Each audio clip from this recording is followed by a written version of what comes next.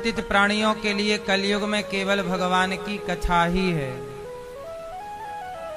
भगवान अपने भक्तों से बहुत प्रेम करते हैं। किन से? जो भगवान से प्रेम करते हैं।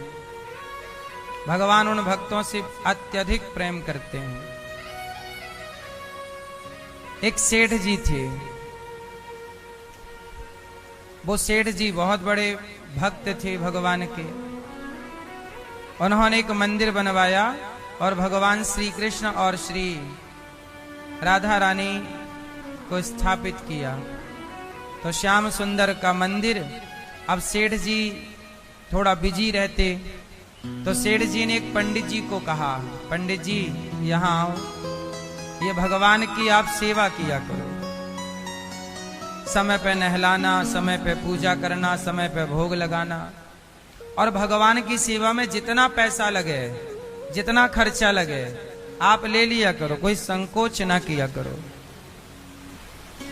पंडित जी भी बहुत बड़े भक्त थे। सेठ जी जितने बड़े भक्त थे, पंडित जी भी भक्त थे।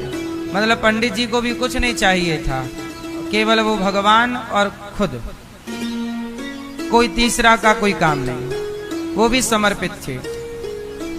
अब ऐसे एक दिन क्या हुआ कि आम का सीजन आया। बाजार में पहली बार आम आया।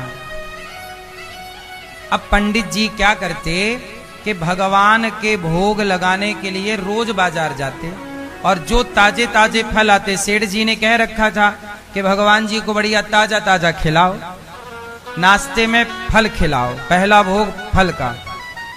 तो जो भी फल बढ़िया आए ले आया करो। पंडित जी जाते, सेठ जी पैसा देते, भोग लगाते, सेठ जी को प्रसाद देते, पंडित जी भी खाते। एक दिन क्या हुआ कि बाजार में पहला आम आया था सीजन का, और संयोग से सारे आम बिक चुके थे।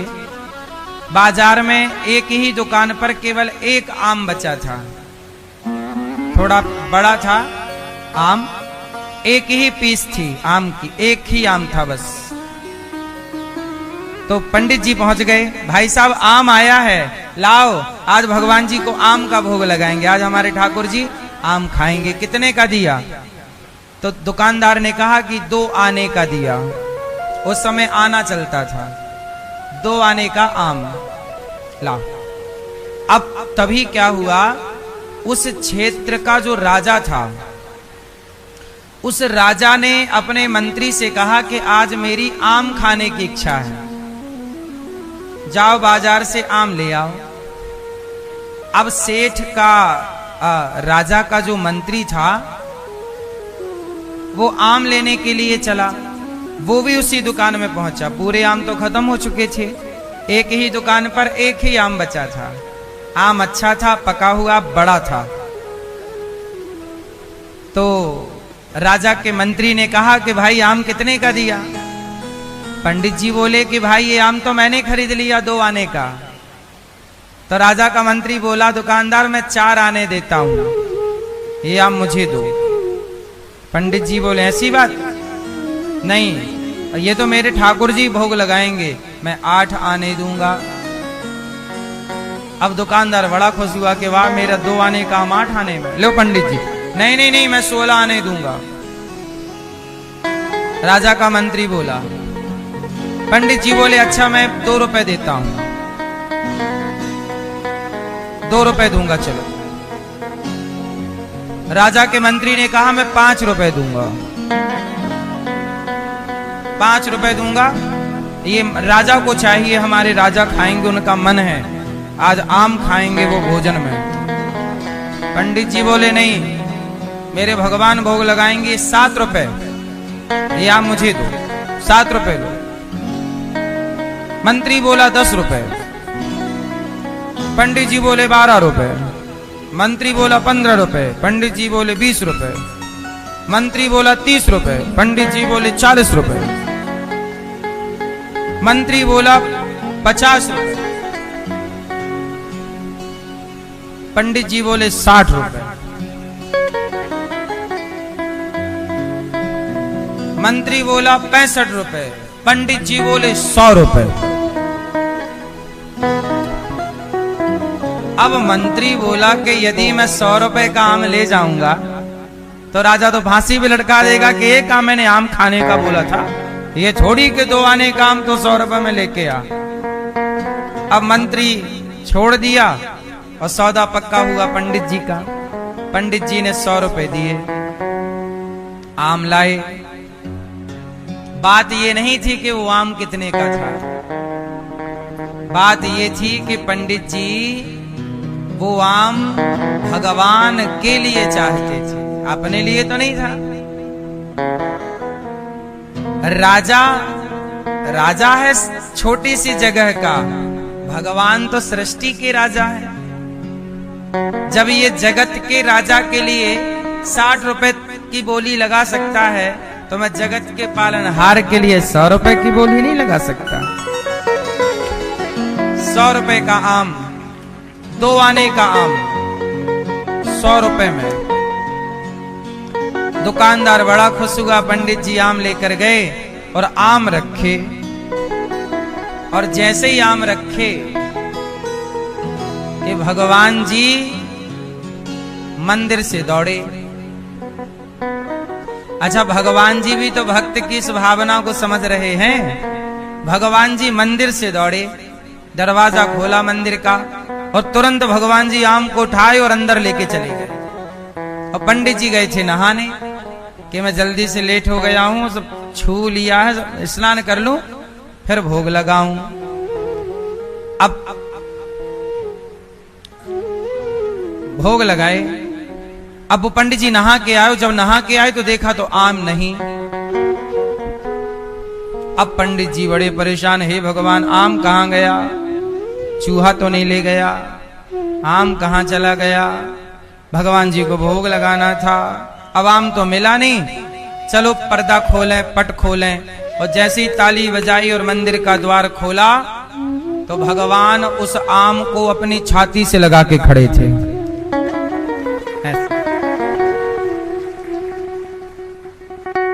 अब तो पंडित जी बोले, प्रभु आप आम खाएंगे, आपको भी पसंद है। अब तो पंडित जी गदगद हो गए, आम को भगवान से लिया, काटा, तुलसी पत्ता डाला, भोग आम का लगाया, और जब भोग समर्पित किया, भगवान को तृप्त किया, अब वही आम का प्रसाद ले जाकर सेठ जी को दिया। और सेठ जी को जब दिया तो सेठ जी ने आम खाया, कहा पंडित जी मैंने आज बहुत आम खाए हैं, हर साल खाता हूं, ऐसा आम कभी नहीं खाया। तब पंडित जी ने कहा कि सेठ जी थोड़ा आज का हिसाब देख लीजिए। हिसाब की डायरी देखा तो आम 100 रुपए का। सेठ जी ने कहा पंडित जी आम 100 रुपए का। पंडित जी ने पूरी बात सुनाई, कैसा है कि भगवान के लिए वो आम लाना था और वो आम राजा के मंत्री ने कहा कि हमें चाहिए। पूरी कहानी, पूरा घटनाक्रम सुनाया, और पूरा घटनाक्रम जब सुनाया तब पंडित जी ने कहा कि आप पंडित जी 100 रुपए क्या 500 रुपए का भी आम लाते तो भगवान के लिए कोई मनाही नहीं थी। भगवान के लिए सब कुछ चलता है, लेकिन ये आम बहुत स्वादिष्ट है। तब कहा कि प्रभु ने इसे स्वीकार कर लिया है, भगवान को भोग लगा करके आप प्रसाद पा रहे हैं, यही मैं पाऊंगा। पंडित जी के सीधी साधी सरल भक्ति से, सीधे साजे सच्चे प्रेम से सेठ जी का समर्पण और पंडित जी का समर्पण, दोनों की भक्ति से भगवान प्रसन्न हो गए कि वाह भक्तों, तुमने पैसे खूब कमाए, पैसे बहुत लोग कमाते हैं, पर मेरे लिए तुमने ये नहीं सोचा कि 2 आने की चीज 100 रुपए में क्यों। जैसे आजकल लोग जाते हैं ना, भैया पूजा वाला घी दे दो, अपना खाएंगे तो 800 रुपया का घी खाएंगे और भगवान के लिए 400 रुपया वाला घी। भैया जरा पूजा वाला फल दे दो, अपना खाएंगे फ्रेश केला और भगवान के लिए सड़ा केला ले आएंगे, है ना। तो ये कथा ये बताती है कि अपने लिए सस्ती चल जाएगी, पर जगत आप पहले तो ये समझो कि ये मूर्ति नहीं है, ये भगवान है। और भगवान को जब दो तो सबसे श्रेष्ठ वस्तु होनी चाहिए। अब हम लोग क्या करते हैं, जो सबसे घटिया हो अपने लिए बनाएंगे इतनी बड़ी बड़ी पूड़ी, और भगवान को भोग लगाना हो तो इतनी इतनी सी अठमाई बना देंगे। बोलो हाँ, है ना। तो आदमी अपने लिए अलग खाता पीता है, अलग चीजें प्रयोग करता है, और भगवान के लिए अलग। इससे क्या होता है, इसे कहते हैं कपट। अच्छा ये बताओ, मैं घी चुपड़ के रोटी खाऊं और आपको सूखी रोटी खिलाऊं, तो ये कपट हुआ कि नहीं, है ना। इसी को कपट कहते हैं। मैं हलवा पूड़ी खाऊं और आपको सूखी रोटी अचार खिलाऊं, कपट है। मैं जो खाऊं वही मैं आपको खिलाऊं, ये प्रेम है। मैं नमक रोटी खा रहा हूं तो मैं आपको नमक रोटी खिलाऊं, मैं हलवा पूड़ी खाऊं तो मैं आपको हलवा, जो मैं खाऊं वही आपको। इसलिए मेरी मां, भगवान को वही भोग लगाया करो जो आप खाते हैं, अर्थात जो खाने योग्य है। जैसे मांस मदिरा भगवान को भोग नहीं लगता, लहसुन प्याज भगवान को भोग नहीं लगता, तो भगवान को जो अर्पण किया जाए वही ग्रहण किया करो। अब क्या करते हैं हम लोग, अपने लिए अलग से बना लेते हैं, अपना रसोई अलग सजा लेते हैं, अपना स्वाद अलग देख लेते हैं। ऐसा नहीं। तो पंडित जी और सेठ जी के प्रेम में भगवान रीझ गए, और भगवान ने कहा कि आप लोगों ने ये सिद्ध कर दिया कि आप अपने से आगे भगवान को रखते हो, अपने से श्रेष्ठ हमें मानते हो। जो भक्त मेरे लिए इतना त्याग समर्पण करता है, मेरे लिए इतना करता है, इतना सोचता है कि पहला आम आया तो पहला भोग। अब जैसे आप बाजार जाते हो तो आप भी तो देखते हो, अरे आज अच्छा अंगूर बिक रहा है, अरे आज अच्छा केला बिक रहा है, तो आप किसके लिए लाते हो, चलो बच्चों के लिए केला ले चलते हैं, चलो बच्चों के लिए अंगूर ले चलते हैं, चलो बच्चों के लिए सेब ले चलते हैं। आप सदा घर में फल फूल किसके लिए लाते हो, बच्चों के लिए। कभी ऐसे लाया करो कि चलो आज संतरा आए हैं बाजार में, तो आज चलो भगवान के लिए संतरा लेकर के चलते हैं, आज संतरे का भोग भगवान को लगाएं। आप हमेशा किसके लिए लाते हो, बच्चों के लिए। फल किसके लिए लाए, बच्चों के लिए। ये किसके लिए लाए, बच्चों के। भगवान भी तो आपके घर में है ना, क्या वो भगवान आपके घर के सदस्य नहीं है? क्या आप उनके लिए कभी लाते हो कि चलो आज ये भगवान के लिए लाओ, भगवान के नाम से खाओगे तो आप ही भोग लगा देना। पर इससे क्या होगा, भगवान यही तो भाव देखते हैं कि मेरा भक्त मेरे लिए क्या करता है। आप लोग जो भी करते हो अपने लिए करते हो, अपने बच्चों के लिए करते हो। भगवान कहते हैं कभी मेरे लिए, चलो आज बढ़िया बढ़िया मिठाई देखी, अरे बहुत सुंदर, चलो। जैसे ही आप मिठाई देखो याद किसकी आनी चाहिए, लेकिन आपको याद किसकी, अरे फल आया है, मिठाई है, चलो बच्चों के लिए थोड़ी मिठाई ले चले। हाँ, आप ना अपने बच्चों के लिए शॉपिंग करते हैं, अपने बच्चों के लिए, कभी भगवान के लिए। चलो आज भगवान के लिए फल लेके चलते हैं, आज भगवान के लिए वस्तु आई है नई बाजार में, चलो भगवान के लिए लेकर। ये प्रेम, भगवान को चाहिए कुछ नहीं, भगवान को चाहिए कुछ नहीं, पर भगवान भक्त का प्यार तो चाहते हैं। क्या चाहते हैं, प्यार भाव। क्या चाहते हैं, इसलिए भगवान से दिल लगाओ, भगवान से प्रेम करो। प्रेम में हर चीज भगवान स्वीकार कर लेते हैं। मोहन से दिल क्यों लगाया है, ये मैं जानूं या वो जाने। छलिया कलिया से दिल क्यों लगाया है, ये मैं जानूं या वो जाने। भगवान से दिल क्यों लगाते हैं लोग, ये तीसरा कभी नहीं जान सकता। मेरा क्या रिश्ता है इनसे, ये क्या हमें समझते हैं, हम इन्हें क्या समझते हैं, ये आपके बस का नहीं है। मोहन से दिल क्यों लगाया है, ये मैं जानूं या वो जाने।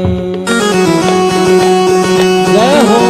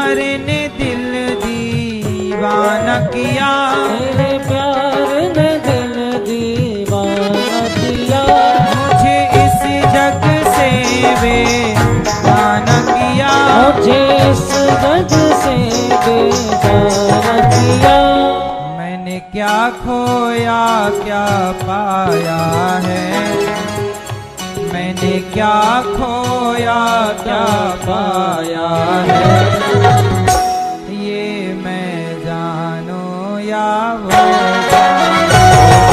क्या खोया क्या पाया है, ये मैं जानू या वो जाने। मोहन से दिल जो लगाया है, ये मैं जानू या वो जाने। चलिया से दिल क्यों लगाया है, ये मैं जानू या वो जाने।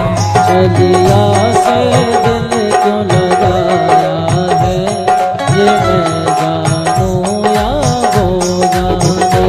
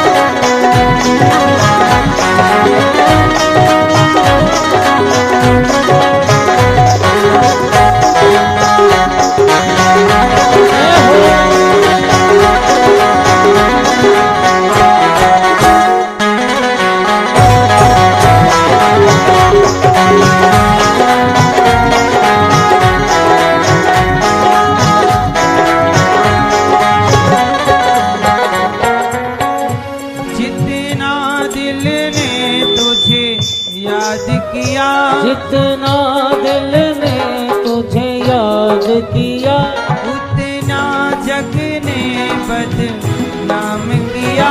उतना जग ने बदनाम किया।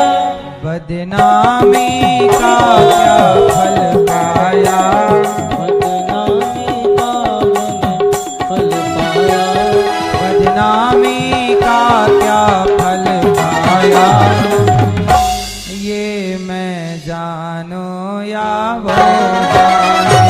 बदनामी का फल मैंने क्या पाया, ये मैं जानू या वो जाने। मोहन से दिल क्यों लगाया है, ये मैं जानू या वो जाने।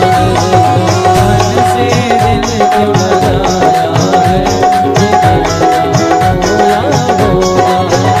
चलिया से दिल क्यों लगाया है, ये मैं जानू या वो जाने। मोहन से दिल जो लगाया है, ये मैं जानू या वो जाने। जानू या वो जाने, ये मैं जानू या वो जाने।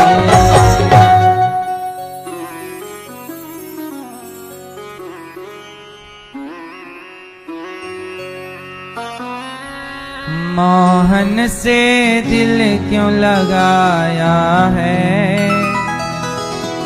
ये मैं जानू या वो जाने। भगवान का भक्त और भगवान, इन दोनों को केवल ये दोनों ही जानते हैं। इन दोनों को तीसरा नहीं जानता। भगवान को कोई तीसरा क्या जानेगा।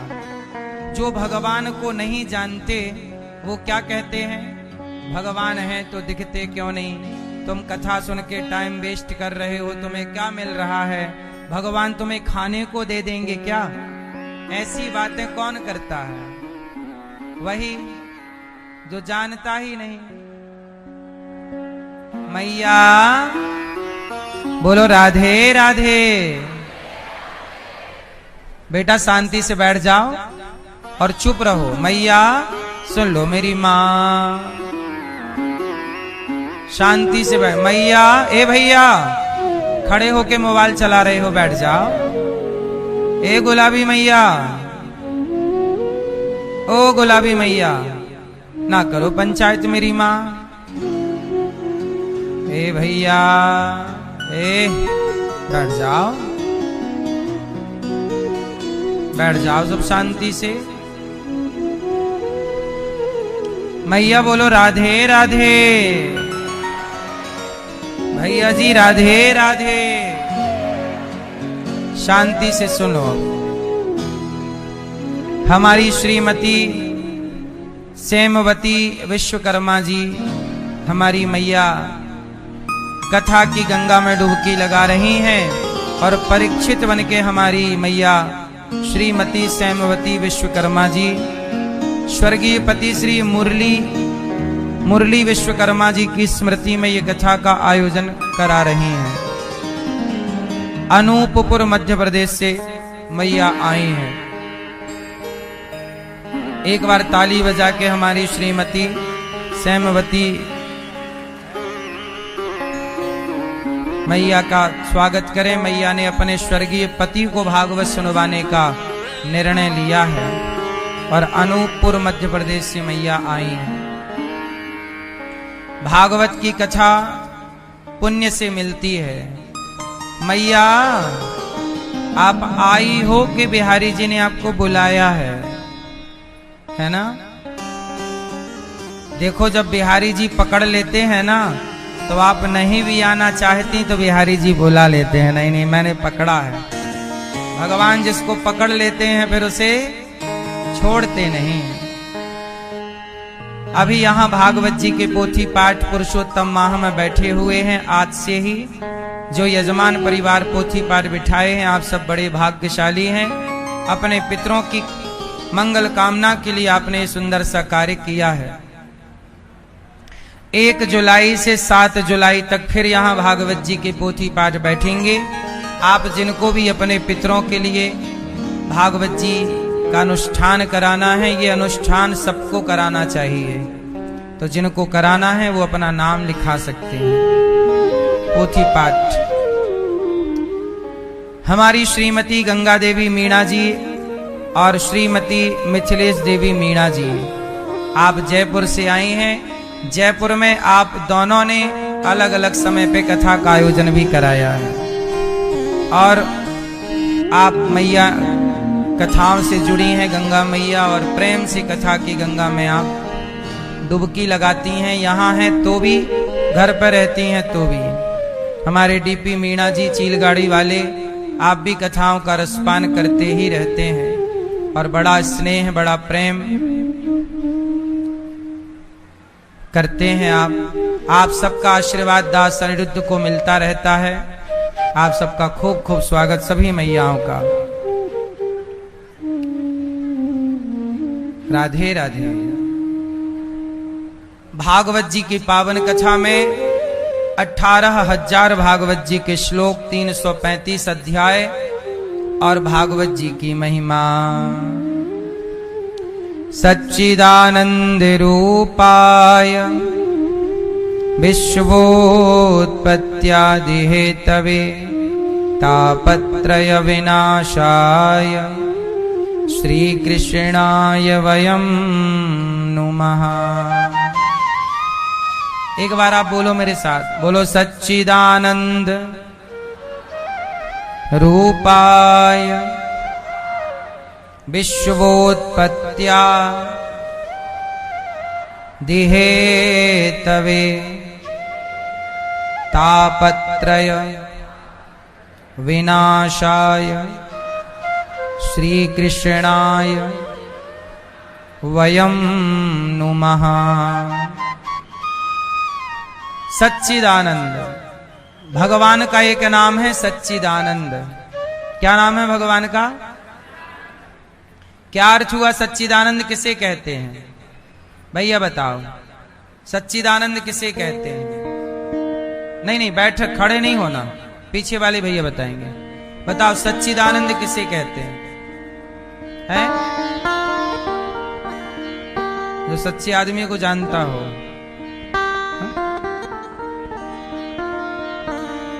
सच्चिदानंद किसे कहते हैं? तो सच्चिदानंद की पहले अर्थ को समझने के लिए सत चित आनंद, सत बोलो, सत चित आनंद बराबर सच्चिदानंद।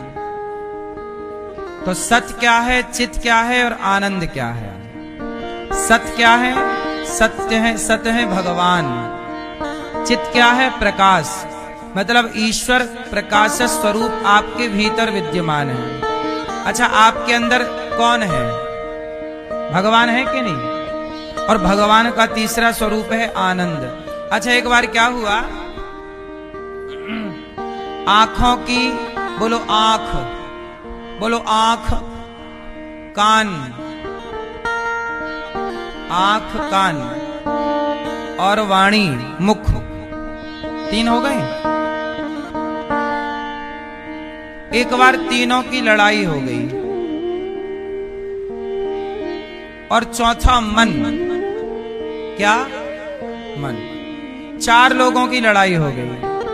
आंख बोली कि शरीर में मेरी जरूरत ज्यादा है, मेरे बिना आदमी का कोई अर्थ नहीं। कान बोला नहीं, मेरे बिना आदमी अधूरा है, मेरे बिना कोई जीवन नहीं है।